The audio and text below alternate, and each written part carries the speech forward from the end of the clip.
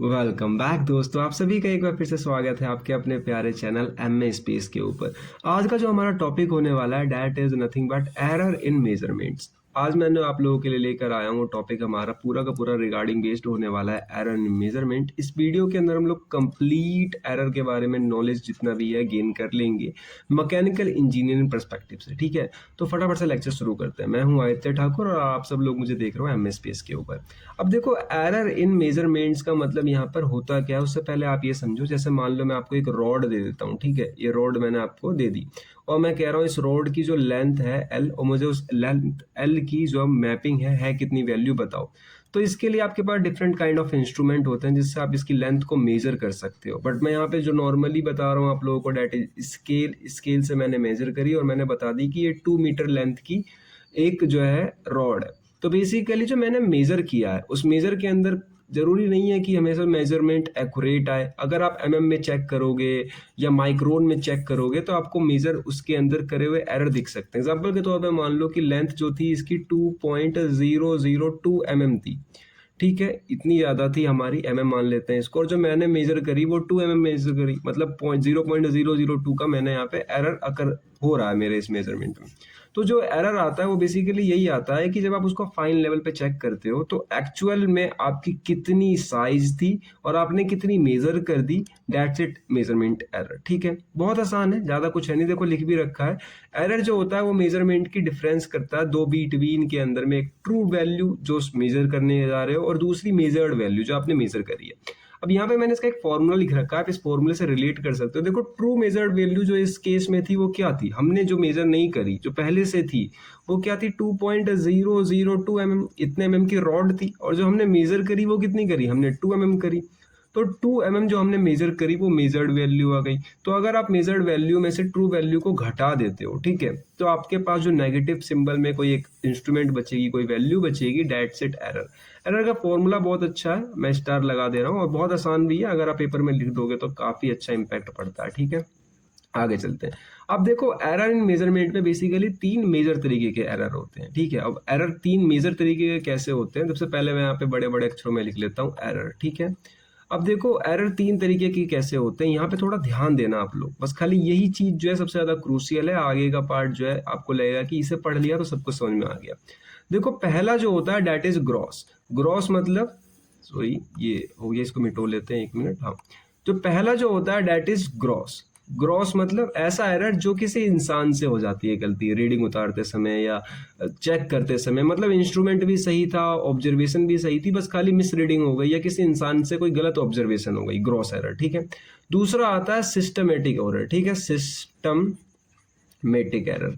Systematic error ऐसा error जो बार बार रिपीट हो रहा है, जैसे कि कोई इंस्ट्रूमेंट खराब है, आप उससे बार बार चेक करे जा रहे हो, या कोई रीडिंग गलत है, वो बार बार सेम एरर आ रही है, तो डेट इज सिस्टमेटिक एरर। और एक थर्ड एरर होती है that is random error. Random मतलब कि आपको नहीं पता कहाँ पे क्या गलती हो रही है, कभी कभार टेम्परेचर का इफेक्ट पड़ रहा है, कभी कभार ह्यूमिडिटी का, आप ठीक नहीं कर सकते उसको। ठीक है, तो 3 तरीके के एरर होते हैं, मैं तीनों को बॉक्स में डाल देता हूँ जो मैंने अभी भी लिखे हैं।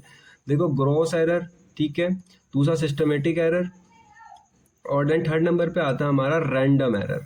तो ये 3 तरीके के एरर होते हैं और इन एररों को आपको ध्यान रखना है, क्योंकि मैं इन तीनों पे नोटेशंस भी दे रहा हूँ, पार्ट 1 2 3, क्योंकि 3 टाइप के होते हैं। आगे हम फर्दर इनकी बात करने वाले हैं पूरे में।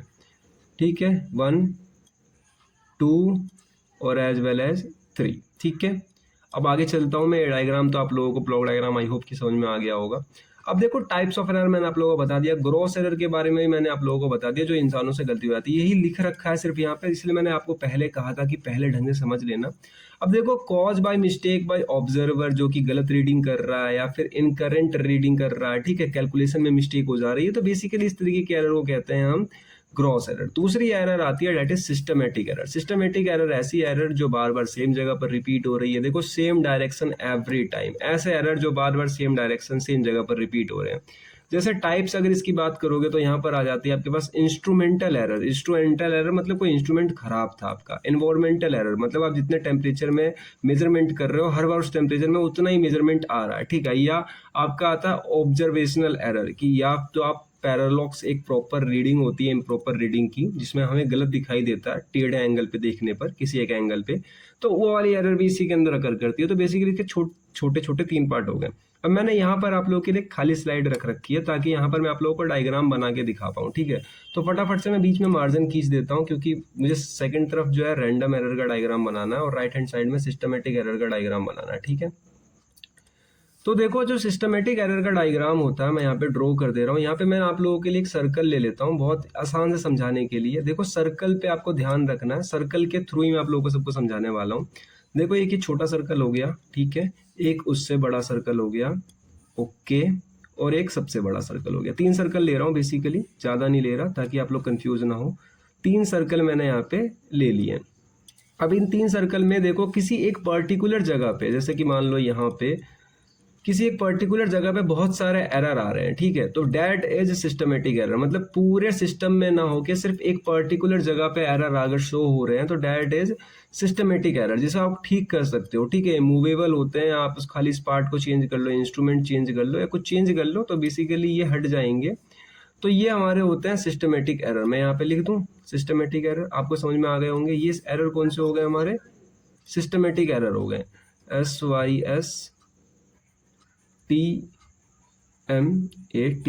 ठीक है, सिस्टमेटिक एरर हो गए। एरर भी यहाँ लिख देते हैं। तो बेसिकली सिस्टमेटिक एरर हो गए। सिमिलरली बात करी जाए अगर रैंडम एरर की, रैंडम एरर क्या होते हैं, तो रैंडम एरर ऐसे एरर होते हैं जो जगह जगह पर आ जाते हैं, ठीक है। अनप्रिडिक्टेबल वेरिएशंस कहीं पर भी आ सकते हैं सिस्टम के अंदर, कंप्लीटली एलिमिटेड नहीं करे जा सकते, ठीक है। और उनको रिड्यूस करना या इनको घटाना भी बहुत मुश्किल होता है, ठीक है। अब कैसे, जैसे मैं समझाता हूँ, डायग्राम इसका भी बना लेते हैं। अब देखो रैंडम एरर में क्या होता है कि रैंडम जगह पर आ जाते हैं आपके, ठीक है। रैंडम जगह पे क्या आ जाते हैं, रैंडम, जैसे कि एक सर्कल हो गया आपका, ठीक है, ये दूसरा सर्कल हो गया आपका बेसिकली, और ये तीसरा सर्कल हो गया आपका। तो इसमें रैंडम जगह पर आपके आ जाएंगे जितने भी सारे के सारे। ऐसे मान लो यहाँ पर आ गया, सॉरी ये पेन चेंज कर लेता हूँ, 1 मिनट, यहाँ पर आ गया, यहाँ पर आ गया, कहीं पर भी आपके रैंडम जगह पर आ रखे हैं। तो बेसिकली ये जो आपके ये है रैंडम एरर, ठीक है। तो बेसिकली मैंने आप लोगों को तीनों एरर के बारे में थोड़ा थोड़ा सा नॉलेज दे दिया है, और हमने पूरी डिटेल एनालिसिस भी कर ली, डायग्राम भी बता दिया आप लोगों को, थ्योरी पोर्शन भी बता दिया यहाँ पे। अब बात करी जाए एग्जाम्पल की कि एग्जाम्पल क्या हो सकता है आप लोगों के रैंडम एरर का। तो बेसिकली देखो, मान लो आपने कोई वैल्यू, ठीक है, वो वैल्यू कितनी है हमारी 49.8 mm, और उसकी जो ट्रू वैल्यू थी वो कितनी है 50 mm, ये मैंने आप लोगों को बताया। तो अगर आपको इसका एरर फाइंड करना है तो जो मेजर्ड वैल्यू है उसको आगे रखो और जो ट्रू वैल्यू है उसको पीछे रखो। कैलकुलेट करने पे माइनस का 0.2 mm हमारी क्या आ गई, यहाँ पे एरर आ गई। तो इस तरीके से हम एरर निकालते हैं। न्यूमेरिकल पोर्शन भी मैंने आप लोगों को बता दिया। अब देखो एरर इन मेजरमेंट में कुछ मेथड होते हैं रिड्यूस करने के एरर को, ठीक है। वो मेथड क्या क्या होते हैं यहाँ पर आप लोग थोड़ा देख लो। मेथड होता है कि आप सही तरीके से कैलिब्रेट करो सारे इंस्ट्रूमेंट को, ठीक है। उसके अलावा भी और यहाँ पे थोड़े से मेथड होते हैं कि आप एक हाई क्वालिटी इंस्ट्रूमेंट यूज कर रहे हो, ठीक है, अवॉइड कर रहे हो पैरालॉक्स एरर, यानी कि सही एंगल से देख रहे हो, मेंटेनेंस कर रहे हो सारे इंस्ट्रूमेंट की, इन्वायरमेंट की, और बार बार रिपीट रीडिंग ले रहे हो कैलकुलेट करके कि बार बार जो है उनका एवरेज सेम आना चाहिए। उनके एवरेज को हम क्या मान रहे हैं, एक एरर मान रहे हैं। तो बेसिकली यही था हमारे इस पूरे सेशन के अंदर में, जहाँ पे मैंने कंप्लीट एरर पढ़ा दिया है। मैं हूँ आदित्य ठाकुर। अगर आप लोगों को इसके नोट्स चाहिए तो नोट्स आपको जो है वो टेलीग्राम पे मिल जाएंगे। टेलीग्राम की जो लिंक है वो वीडियो के पिन बॉक्स में मिल जाएगी, आपको कमेंट में मिल जाएगी। मैं हूँ, आप लोगों को मिलता हूँ नेक्स्ट वीडियो में। तब तक के लिए बाय बाय। चैनल को सब्सक्राइब कर दें।